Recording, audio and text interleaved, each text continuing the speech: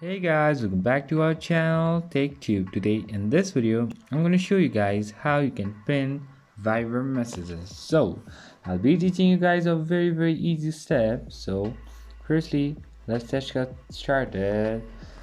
Now what you need to do is first just go to your Viber and then go to the chats like this. Let me just select a random chat like this, and then over here let's say I want to pin this particular message, or let's say this particular message, or even this. So what I need to do is just tap on the message like this. You'll be having options like this. Now just here below translate, you'll be having option which says pin. Just click on it and then press pin again, and on your top you'll see the message has been pinned. So that's pretty much, guys, is how you do it. I hope this video is helpful for you guys. So thank you for watching our video, guys. If you like our video, please leave a like and do not forget to subscribe our channel, and also hit the bell icon so you never miss an update from us.